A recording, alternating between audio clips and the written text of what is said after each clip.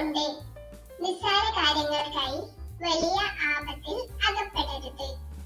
ഈ ഗുണപാഠം പറഞ്ഞു തരുന്ന ഒരു കഥ കേട്ടാലോ?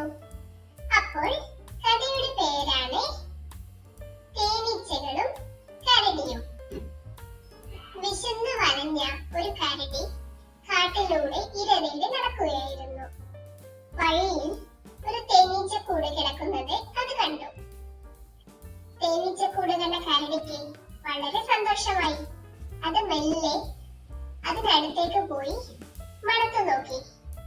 സത്യത്തിൽ തേനീച്ചകൾ അതിൽ ഉണ്ടോ എന്ന് അറിയാൻ വേണ്ടിയായിരുന്നു കരടി അങ്ങനെ ചെയ്തത്. ഈ സമയത്താണ് തേനീച്ച തേൻ ശേഖരിച്ചുകൊണ്ട് അവിടെ എത്തിയത്. അപകടം മനസ്സിലാക്കിയ തേനീച്ച പെട്ടെന്ന് കരടിയുടെ മൂക്കിൽ ആഞ്ഞു കുത്തി. കരടി വേദന കൊണ്ട് പുഴഞ്ഞു. ദേഷ്യത്തോടെ ഒട്ടും ആലോചിക്കാതെ തന്റെ കൂർത്ത നഖം കൊണ്ട് തേനീച്ചക്കൂട് നശിപ്പിക്കാൻ ശ്രമിച്ചു. തേനീച്ചക്കൂടിൽ തൊട്ട ഉടനെ ആയിരക്കണക്കിന് തേനീച്ചകൾ അതിനെ ആക്രമിക്കാനായി പുറത്തു വന്നു. പാവം കരടി തന്റെ ജീവനും കൊണ്ട് അവിടെ നിന്നും ഓടി. പക്ഷേ തേനീച്ചകൾ അതിനെ വേഗത്തിൽ പിന്തുടർന്നു.